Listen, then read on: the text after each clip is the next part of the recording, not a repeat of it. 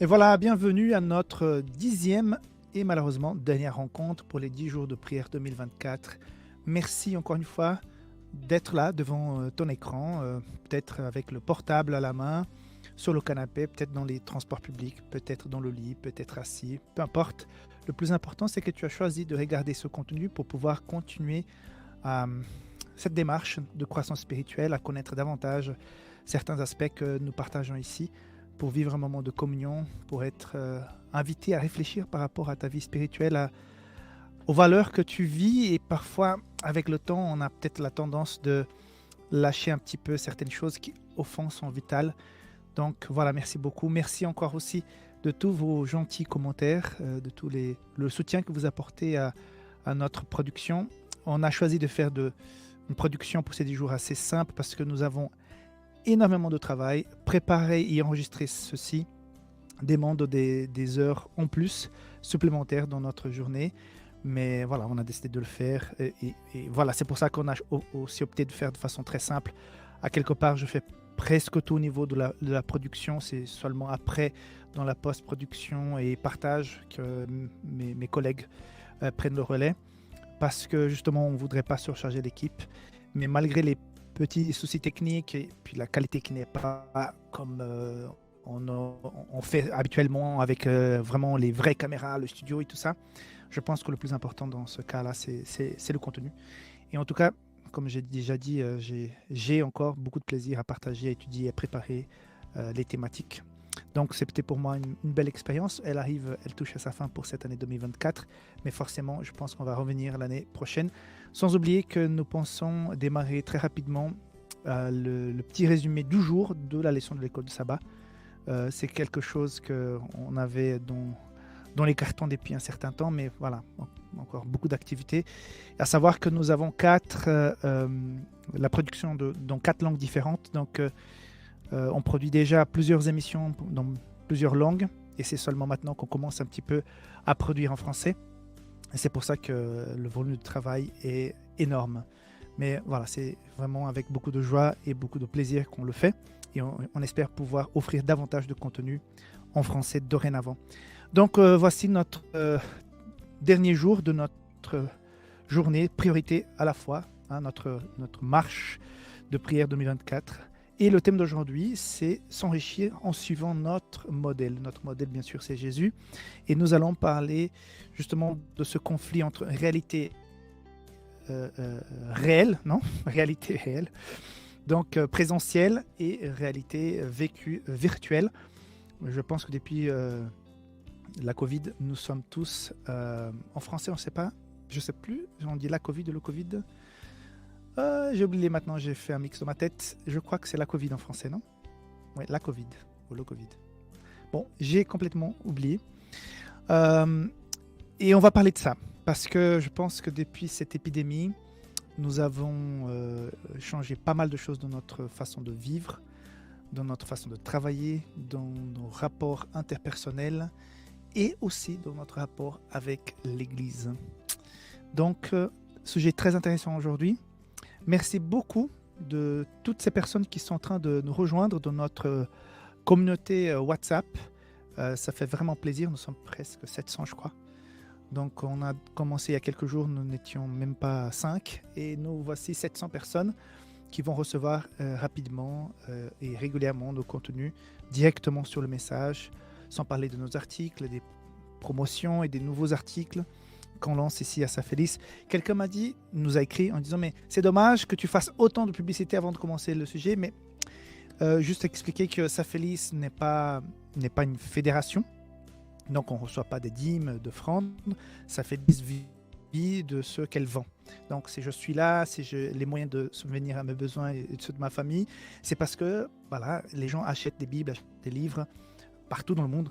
Gloire à Dieu, nous avons des clients dans 120 pays différents. Nous produisons dans plusieurs langues, des livres de santé, d'éducation, spiritualité, Bible. Mais c'est grâce à la publicité qu'on fait que les gens achètent nos produits, et c'est grâce à ça qu'on peut payer tous les employés que nous avons ici à Safelis. Donc, si on ne faisait pas de la promotion, À quelque part, on devrait après fermer et ne plus produire des Bibles et ne plus produire des livres parce qu'ils sont en promotion, il n'y a pas de vente, sans vente, il n'y a pas de subsistance. Donc, c'est vrai, je prends du temps pour parler de nos produits, pour faire ces annonces, mais c'est important. Et en même temps, grâce à ça, on peut produire du contenu pour le soutien, l'accompagnement spirituel des uns et des autres.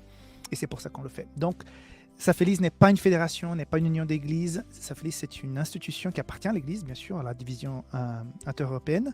Mais nous survivons, entre guillemets, nous mangeons de ce que nous vendons. Donc, c'est pour ça qu'on fait la promotion. Je pense que toute personne est d'accord avec ça. C'est normal. Hein. Donc, merci beaucoup de nous aider avec votre participation dans le groupe WhatsApp. Donc, c'est la communauté. Mais vous pouvez aussi vous abonner à cette chaîne. Donc, j'ai dit, 56% des personnes qui regardent nos vidéos ne sont pas encore abonnées. C'est-à-dire que le bouton en bas de cette vidéo à ta droite, là, sur ton téléphone portable par exemple, il est toujours rouge. Ça veut dire que tu n'es pas encore abonné. Donc, il faut le faire. Partage ce contenu avec tes amis si jamais tu penses qu'il est intéressant. Et comme chaque jour, je voudrais vous présenter un produit. Voilà, un produit. Peut-être vous ne saviez pas que nous avions certains produits, donc il faut l'annoncer, non? Je ne voudrais pas parler de 1, mais de 3, mais ils sont dans la même gamme. La Bible pour le diacre et la diaconesse. Je ne sais pas si vous saviez, mais il y a une Bible spéciale préparée pour le diacre et la diaconesse. À savoir toujours, mes amis, que la Bible est toujours la même. Ce qui change, ce sont les matériaux qu'on met à la fin de la Bible, les annexes, pour aider la personne dans un domaine précis. En tout cas, là, c'est avec des contenus pour les diacres et diaconesses. Comment visiter, comment soutenir l'église, comment accompagner les gens malades, comment participer aux différents services de l'église. Donc, c'est vraiment intéressant. C'est un outil tout en un pour la personne qui aime lire la Bible et qui exerce aussi le diaconat. La même chose pour l'Ancien, la Bible de l'Ancien. On l'a beaucoup amélioré, cette Bible. Il y a encore, je crois, 200 pages de plus dans les annexes pour pouvoir aider l'ancien à bien se former, préparer, accompagner, donner des études bibliques, savoir répondre à des questions difficiles, des articles sur des sujets délicats. Il y a aussi, dans la nouvelle version, même le manuel d'église en QR code. Le manuel sera toujours actualisé, donc vous avez tout en un. Et la même chose pour la Bible du pasteur, que malheureusement, vous pouvez même voir dans l'image, qui est épuisée tellement. C'est une Bible extrêmement recherchée, la Bible du pasteur. Donc, si vous voulez acheter pour vous-même, faire cadeau, voilà, la Bible du diacre, diaconesse, de l'ancienne aussi, on ne dit pas ancienne, hein, ancien dans l'église, et du pasteur. Ok. Ici, avec moi, j'ai mis un peu loin. Elles ne sont pas encore en vente parce que c'est à quelque part dans un bateau en train de voyager. Pour la première fois, on a fait en cuir véritable parce que voilà, les pasteurs, les anciens ont la tendance à beaucoup utiliser la Bible, ils transportent avec eux tout le temps. Donc, on voudrait une Bible qui va forcément coûter un peu plus cher, mais pas tellement. Safélis n'essaie pas de vendre les choses trop chères, mais qui va durer longtemps parce qu'en cuir véritable, avec les années d'utilisation, elle est toujours là. La même chose pour la Bible de l'Ancien, donc en cuir véritable. Je ne sais pas encore combien ça va coûter. Il faut que ça arrive. Ici, on doit calculer prix de transport et tout ça. Mais Safélis essaie toujours de faire un bon prix. Donc, la Bible, voilà, elle est à 30 €, la Bible normale. Je ne sais pas à combien, mais je pense qu'autour de 50 €. Hein. Je ne mets pas ma main sur le feu. On dit comme ça en français. Je ne sais pas si c'est un... Je mélange un peu les langues. C'est un peu catastrophique. Si je passe au dicton et français, ça vient d'une autre langue. Mais je mets pas ma main dans le feu par rapport au prix. Voilà. Chantons ensemble. J'ai choisi un chant que j'apprécie, très simple. Ô Dieu, tu es grand. Et il est en lien avec le thème de ce soir. Donc, prépare ton esprit, chantons ensemble. Ô Dieu, tu es grand.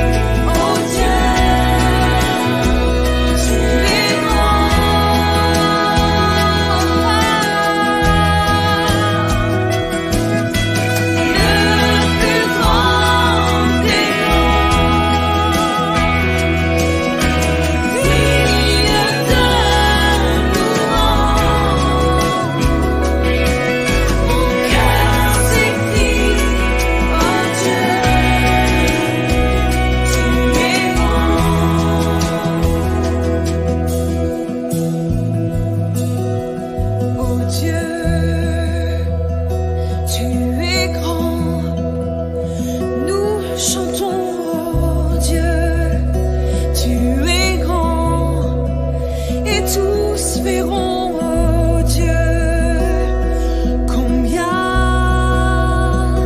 tu es grand.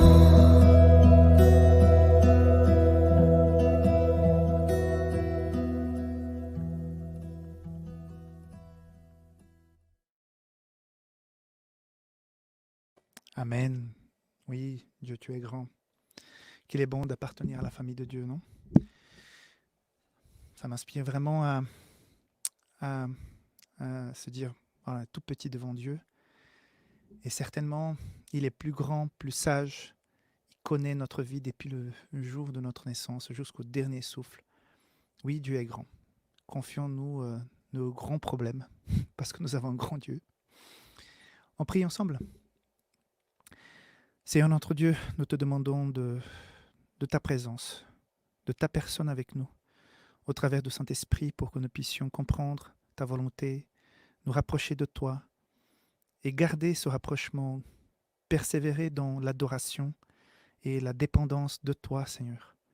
Que tu puisses nous aider dans le partage, dans l'écoute, que tu puisses empêcher que des bruits, d'autres choses viennent déranger notre temps dédié à toi, que ce soit maintenant ou bien dans nos moments de communion avec toi. Garde-nous, Seigneur, pour que nous puissions grandir dans la foi. Au nom de Jésus. Amen. Amen. Donc, aujourd'hui, s'enrichir en suivant notre modèle. Dans d'autres langues, ce titre est vraiment différent. En français, ils ont choisi un titre un peu plus doux, mais à quelque part, on est en train de dire, le thème d'aujourd'hui est en train de dire, il y a un danger au niveau du vécu spirituel présentiel et virtuel. Pour cela, nous commençons avec Hébreux 10, 24-25 qui dit ceci. Veillons les uns sur les autres pour nous inciter à l'amour et aux œuvres bonnes. N'abandonnons pas notre assemblée, comme c'est la coutume de quelques-uns, mais exhortons-nous réciproquement, et c'est là d'autant plus que vous voyez s'approcher le jour. Ce verset, il tombe à pic par rapport au thème. Hein. Le thème, je pense qu'il est développé à partir, entre autres, de ce verset. Mais là, on voit tout d'abord veillons les uns sur les autres. Donc, interaction. Hein, à l'amour et aux œuvres bonnes. Bon, interagir, on peut interagir comme on est en train d'interagir maintenant. C'est vrai qu'en ce moment précis, je ne suis plus en train de vous parler, de te parler. J'ai enregistré ce message, mais je parle comme si toi, tu étais devant moi. J'essaie de penser que je parle à une seule personne, que cette personne est devant moi. Et c'est pour ça que peut-être ça fait 1 an que j'ai enregistré ça, 10 ans. Tu l'écoutes et tu as l'impression que je te parle maintenant. Ça, c'est grâce à la technologie.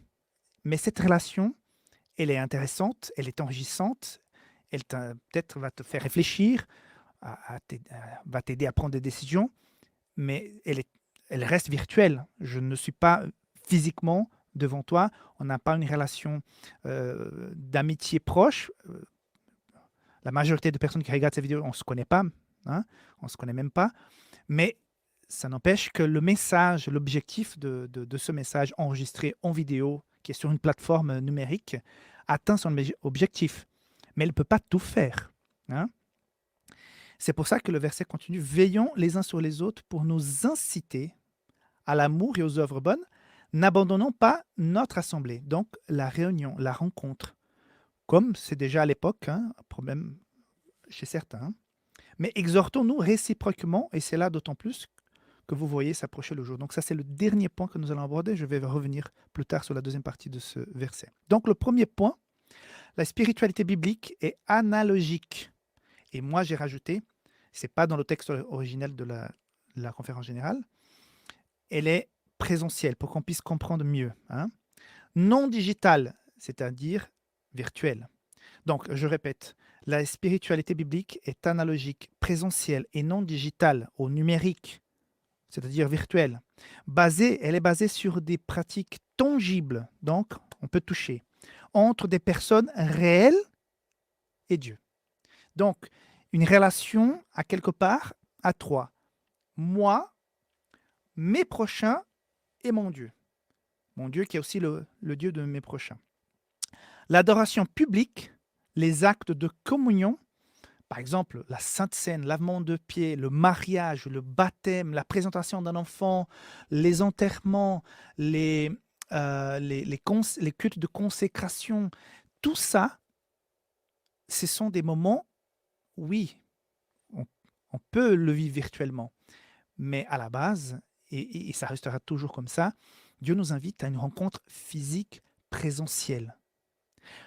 Pourquoi nous sommes en train de parler de ce sujet? Pourquoi, parmi les 10 jours de prière qui parlent de notre relation avec Dieu, de nous rapprocher avec lui, à la dernière rencontre, on met ce sujet? J'ai tout de suite réfléchi à ça. Euh, Mes amis, nous avons vécu une expérience avec la pandémie vraiment particulière. On n'oubliera jamais ceux qui sont là, ceux qui vont venir, qui n'ont pas vécu, vont entendre parler. C'est quelque chose qui va marquer le temps. Ça a été tellement fort, tellement fort. Mais je me souviens, j'étais ému aux larmes. Pendant la pandémie, j'étais encore en Suisse. On a fait tout un projet pour un centre média. On devait faire l'inauguration. À cause de la pandémie, on a dû tout annuler. Et le jour où on devait inaugurer, c'est le jour où on a fait notre première transmission pour toute la fédération pour un culte virtuel. C'est-à-dire que malgré le fait que nous étions tous chez nous, dans nos maisons, nous étions réunis virtuellement grâce à la technologie et on a vécu donc un culte de sabbat. C'était magnifique. Plus tard, quelques semaines plus tard, nous avons eu l'idée, je ne sais pas qui a eu l'idée, mais voilà, on a eu l'idée de faire une sainte scène virtuelle. C'est-à-dire qu'à l'avance, nous avons invité à tous les papas, à tous les messieurs ou à toutes les personnes qui étaient chefs de famille, même s'il y avait une femme avec des enfants ou si les personnes étaient seules, à préparer le pain à la maison, le jus de fruits, une bassine, pour que nous puissions vivre une sainte scène à distance. Vu les circonstances, vu le besoin que nous avions de refaire nos vœux avec notre Dieu, on a décidé de faire ça. Et j'étais mais vraiment touché de voir, parce que nous avions aussi les échanges avec les groupes WhatsApp déjà à l'époque, de voir toutes ces personnes que partout dans la fédération suivaient une vidéo où il y avait quelqu'un qui vivait la Sainte Seine chez lui et qui invitait chacun aussi. La prière de la bénédiction a été faite par vidéo, mais après le partage, le manger, ça a été vécu en famille. C'était une expérience, mais vraiment particulière, particulière. Euh, C'était puissant, malgré la distance, parce que les circonstances nous amenaient à ça. Ah, maintenant, de là à dire que désormais, nous allons avoir des cérémonies de Sainte Seine virtuelles régulièrement, je ne sais pas. Peut-être nous pourrions faire quelque chose d'hybride parce qu'il y a des gens malades, il y a des gens qui sont en voyage ou, je ne sais rien, en prison, mais qui ont accès à Internet, je ne sais pas. Personnes dans des cas précis qui ne peuvent pas se joindre à la communauté, qui pourraient vivre. Et ça, c'est une bénédiction grâce à la technologie. Comme je disais, je crois qu'hier, hein. Donc cet appareil peut être une bénédiction comme une malédiction. Il faut savoir bien l'utiliser. Il ne faut pas le diaboliser, mais il faut savoir le gérer et tirer profit de cet appareil et de la technologie. Alors, l'effet, on va dire, inverse ou négatif de tout ça, c'est que depuis la pandémie, plusieurs églises, dans plusieurs régions, plusieurs personnes n'ont jamais vécu leur foi de la même manière. Parce que, et depuis cette époque, nous avions déjà des églises qui émettaient donc leur culte sur Internet, mais après cette époque, les cultes de prière par Zoom, les comités par Zoom et les cultes sur YouTube ou par Zoom aussi. Donc, il est beaucoup plus facile désormais de rester à la maison. Vous êtes d'accord avec moi? Combien de fois peut-être vous êtes dit, ben, aujourd'hui je ne vais pas à l'église, mais quand même, j'ai le culte. Mais pire, ah, je ne vais pas à l'église parce que j'ai le culte sur Internet. Donc, on voit de plus en plus de personnes qui ont parfois de la peine avec une facette de l'église. Et au lieu de travailler sur ça, de régler, par exemple, vous avez un problème interpersonnel avec une personne de l'église. Ou bien le pasteur, Voilà, c'est pas le pasteur que tu apprécies le plus, hein, mais ce n'est pas une excuse. Oui, ça devient une excuse, mais elle n'est pas valable pour ne pas se rendre à l'église parce que la communion avec les frères et sœurs, comme je dis tout à l'heure, le virtuel ne pourra jamais remplacer la relation réelle. Là, on touche les gens, on règle nos problèmes. Jésus, il a dit, quand vous aurez un problème avec quelqu'un, vous allez chercher quoi? Internet, et dorénavant, vous allez éviter des problèmes parce que vous n'allez jamais plus vous rencontrer puisque tu suis désormais l'église, la synagogue par Internet, et comme ça, vous n'aurez plus jamais à voir ce frère. Non, il a dit, bah, essaye de régler ce problème, appelle un témoin et tout, prie, contact interpersonnel. Donc, c'est pour ça, je pense, c'est sûr, que les 10 jours de prière incluent ce sujet. Point numéro 2. Les actes réels de bonté, de grâce, de pardon, d'adoration ont un sens lorsqu'ils sont vécus analogiquement en personne. La foi en Dieu a une dimension visible, se distinguant du virtuel. Mes amis, faire de l'œuvre sociale. Oui, on peut faire un don via Internet. On peut envoyer un message de soutien via Internet. On peut faire plein de choses via Internet. Mais allez, j'ai pu me rendre en Moldavie pour amener une fois des colis en Suisse. Depuis des années, on fait des colis, on met des cadeaux pour les enfants. Et puis, ces cadeaux, ces cartons qui sont dans un cadeau, c'est Noël dans un carton. On envoie ces cartons en Moldavie. Et puis les familles, il y a une liste qui sont rattachées à la fédération, à des orphelinats et tout ça, c'est bien organisé là-bas. En tout cas, j'ai pu en témoigner. Reçoivent donc ces cartons. Et tous les ans, j'étais vraiment content de faire ça. Mais une fois, je suis allé là-bas pour faire un reportage concernant ce travail. Mes amis, c'est autre chose. Quand tu y es, quand tu vois ces enfants, j'étais dans une prison, j'étais dans un orphelinat, et je suis allé visiter, je crois, deux, trois familles qui recevaient ces cartons à la maison. Une fois, j'étais dans une famille qui était vraiment, mais dans une situation tellement précaire. À un moment donné, j'ai dû sortir pour pleurer dehors parce que je ne voudrais pas pleurer devant ces enfants, ces gens, parce que l'enfant qui voit un shampoing des moins chers qui existent dans le supermarché, qu'on achète très facilement, il commence à pleurer parce qu'elle reçoit un shampoing. Mais ça, j'ai pu aller le constater sur place. Je garderai tout ça, ce moment, pour le reste de ma vie dans mon esprit. J'ai vécu, j'ai touché. Alors, la rencontre avec Dieu, elle est faite aussi de ce moment de rencontre aussi avec nos frères et sœurs, parce qu'ils vivent la même foi que nous. On partage, et parfois, il y a des frictions. Et c'est comme ça. Est-ce que tu n'as pas de friction dans ta famille, chez toi? Papa, maman, les enfants, cousins et tout, oncle, tante, tata. Il y a des frictions. Et on fait quoi? Mais c'est la famille. Normalement, on devrait s'asseoir et régler le problème. Bah, l'Église, c'est la même chose. Et d'ailleurs, nous ne sommes pas encore guéris du péché. Donc, là où il y a le péché, il y a des soucis parfois. Mais de dire de là, je ne vais plus me communier à l'Église, je reste à la maison et je vis ma vie, ma foi à distance, c'est autre chose. C'est vraiment autre chose. Et ça, à quelque part, c'est un piège. J'ai toujours défendu, je suis toujours pour la transmission du message par Internet, toujours pour les personnes qui ne peuvent plus venir à l'église. Imaginez-vous les gens âgés qui ne peuvent plus se déplacer, mais qui peuvent quand même, avec l'aide d'un petit-fils, de la fille, de quelqu'un, ou peut-être certaines personnes sont vraiment habiles, de pouvoir être avec l'église sans se déplacer parce qu'ils ne peuvent plus se déplacer très difficilement. C'est une bénédiction. Donc, ces personnes sont incluses dans la communauté. Des personnes qui sont en déplacement, en voyage. L'autre jour, j'ai prêché dans une église. Un membre de l'église où je suis était en vacances en Argentine, mais il était en Argentine.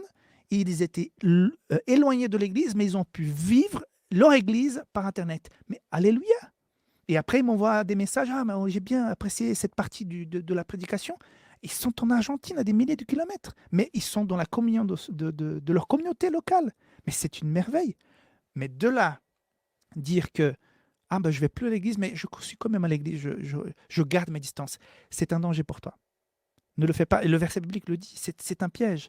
Au départ, je peux comprendre, humainement parlant, au départ, on a ce réflexe. Mais réfléchis, assieds-toi un petit instant et réfléchis. tes enfants, ta famille, toi-même, il y aura des conséquences. Quand on se détache, c'est comme la petite braise quand on enlève du feu, ben, ça refroidit. Ça refroidit. Tôt ou tard, il y a quelque chose qui ne jouera pas. La communion. Et même quand il y a des frictions, euh, quand on règle les problèmes, on a l'impression que c'est plus fort après. Donc, il faut qu'il y ait du toucher, du tact. Il faut qu'il y ait le contact. Il faut le vécu ensemble. Ça, c'est fondamental. Troisième point, même des pratiques telles que la prière et le jeûne sont des actes analogiques, présentiels, hein, réels, dans le temps et l'espace. C'est-à-dire, la foi ne peut pas être réduite à la réalité virtuelle. C'est-à-dire, on peut prier. Prier, tu peux dire, oui, c'est virtuel parce qu'on ne voit pas Dieu. On est en train de demander, parler, remercier quelqu'un qu'on ne voit pas. Je suis d'accord. Mais la prière de la communauté, ensemble, la prière d'intercession, la prière qu'on fait parfois pour toi, que tu fais pour d'autres personnes à l'église, c'est oui, on doit la vivre spécialement de façon privée.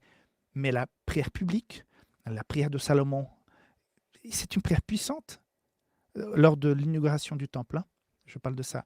La prière de Josaphat, deuxième Chronique 20, prière publique, mais quelle prière!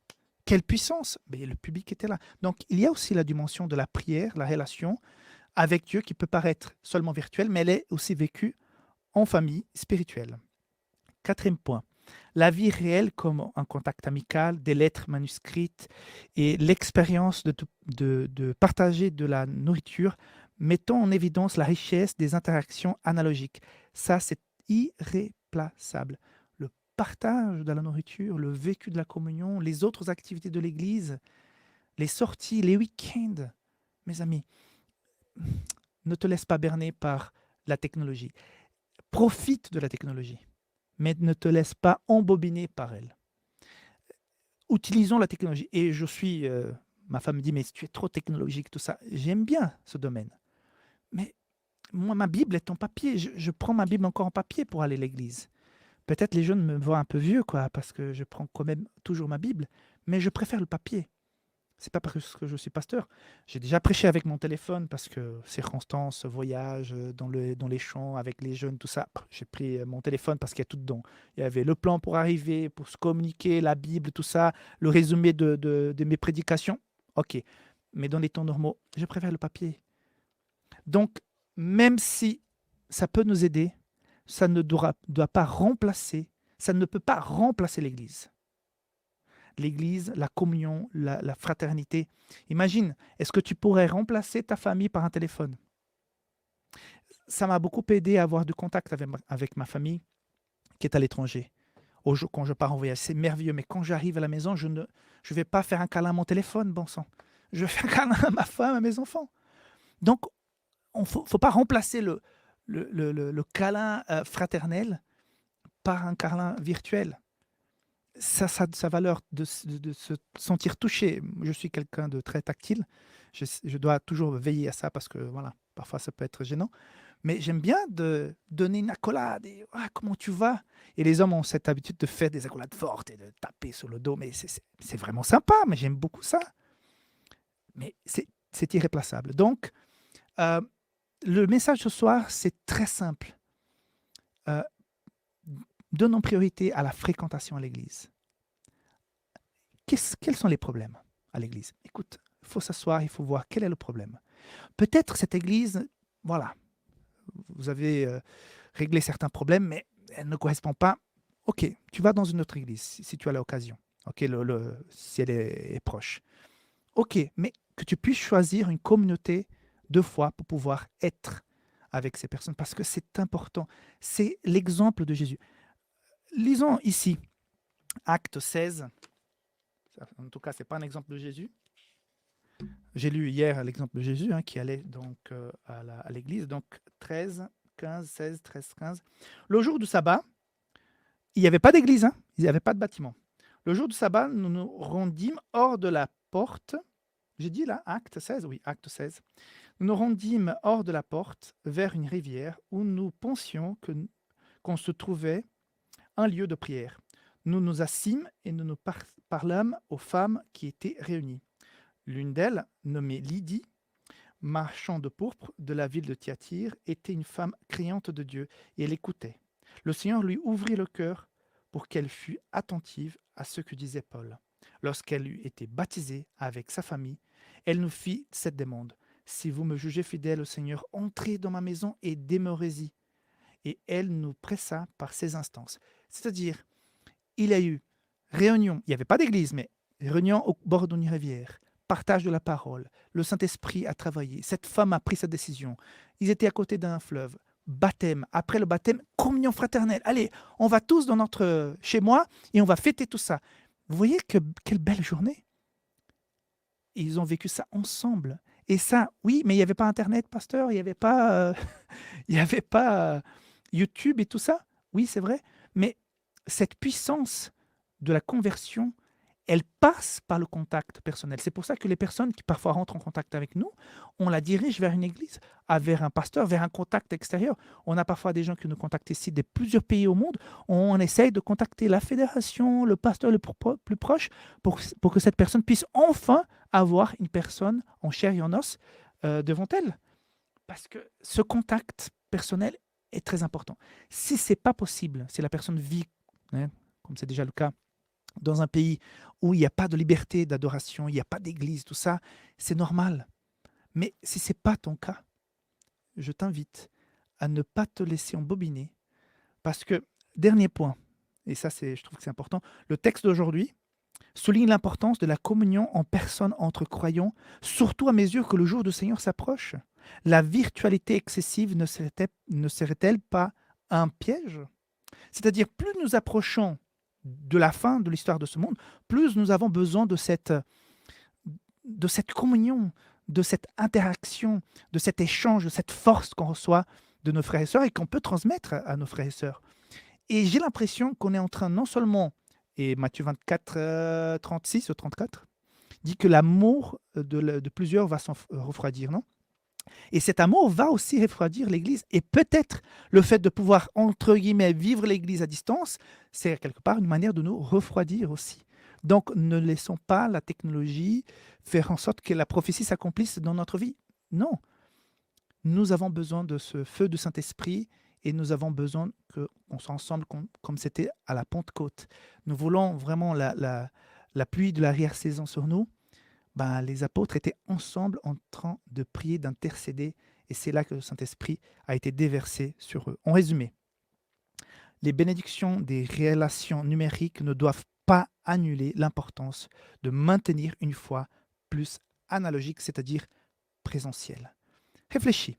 Je voudrais t'inviter maintenant, pendant cette minute de réflexion, à penser, est-ce que la virtualité, on peut dire comme ça, le virtuel est en train d'endommager quelque part ma réelle relation avec Dieu et avec mes frères et sœurs? Réfléchissons ensemble et s'il faut, prenez des décisions.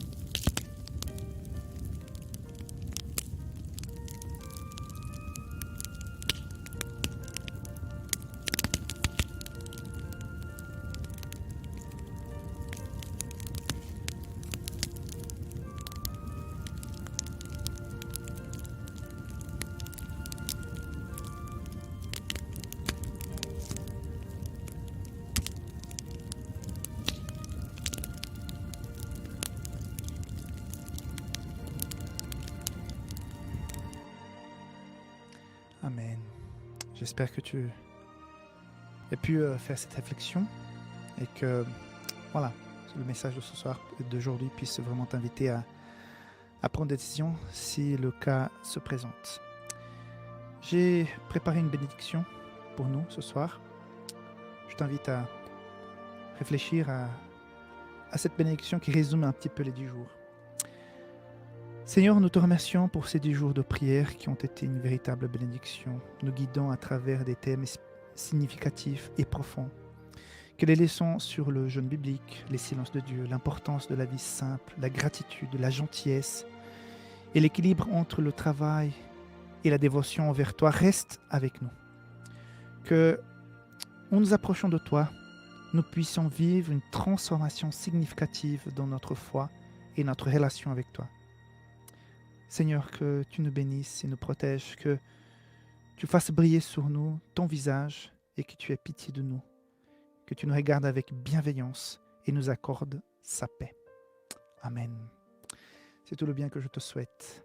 Mes amis, ce fut un réel plaisir. S'il te plaît, mets dans les commentaires de cette vidéo les moments plus forts pour toi dans ces 10 jours, les choses qui t'ont touché, les expériences que tu as vécues. Si jamais tu décides ce soir même d'annoncer à la personne pour qui tu as prié, les 5 personnes pour qui tu as prié pendant ces 10 jours, que tu puisses mettre dans les commentaires voilà, ton expérience, ce que la personne t'a dit en retour, ou bien un témoignage quelconque par rapport à ces 10 jours, peut-être pas en relation avec les messages, mais quelque chose que tu as vécu toi-même, personnellement avec Dieu. Mets en bas dans les commentaires pour que nous puissions tous être à quelque part encouragés les uns les autres avec les témoignages que seront publiés. Donc, merci beaucoup si tu peux partager donc, ton témoignage dans les commentaires et comme ça nous encourager à aller de l'avant avec le Seigneur. Donc, je ne ferai plus de publicité, je n'ai déjà fait beaucoup pendant ces 10 jours. Je veux seulement dire qu'on espère revenir bientôt sur la chaîne, éventuellement, je pense, avec un résumé journalier de l'école de sabbat. D'ici là, que Dieu te bénisse. Et ce fut pour moi un réel, mais vraiment un réel plaisir de partager ces sujets avec toi pendant ces 10 jours de prière. Que Dieu te bénisse et te garde. Et on se voit dans une prochaine vidéo ou éventuellement physiquement si un jour je visite ton église, ta région, ton pays. Que Dieu te garde et à la prochaine.